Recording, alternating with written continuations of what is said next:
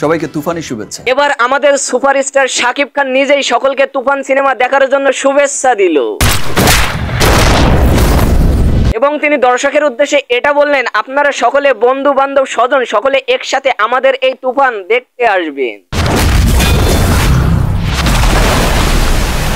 এবং আপনারা খুব এনজয় করবেন। বাট আমি একটু চিন্তিত। তবে শাকিব খান কেন বলল আমি একটু চিন্তিত? হ্যাঁ, তিনি চিন্তিত এই কারণেই, যদি তুফান পাইরেসি হয়ে যায় তাহলে পরিচালক প্রযোজক সর্বমোট বাংলার চলচ্চিত্রের ব্যাপক ক্ষতির সম্মুখীন হয় এবং বাংলার চলচ্চিত্র দিনে দিনে ধ্বংসের দিকে চলে যায়। তাই রুখে দিন পাইরেসি।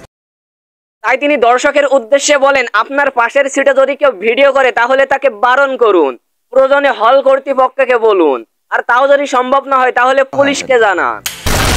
বিকজ তার এই কথা বলার একটি কারণ, যদি কোনো সিনেমা পাইরেসির সম্মুখীন হয় তাহলে পরিচালক প্রযোজক শিল্পী এক কথায় বাংলার চলচ্চিত্রের ব্যাপক হারে লোকসানের সম্মুখীন হয়। তুফান একদিন ডিস্ট্রিক্ট লেভেলে খেলবো। আর যখন কোন সিনেমা রিলিজ করার পরে সেই সিনেমা দ্বারা অনেক লোকসানের সম্মুখীন হতে হয়, তখন এই পরিচালকরা নতুন নতুন সিনেমা কখনোই রিলিজ করতে চায় না এবং তারা নতুন নতুন সিনেমা কখনোই তৈরি করতে চায় না।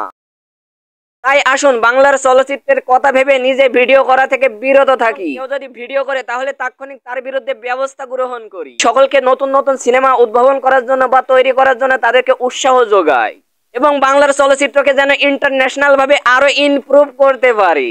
তুফানের মতোই নতুন নতুন সিনেমা আমাদেরকে উপহার দিতে পারে।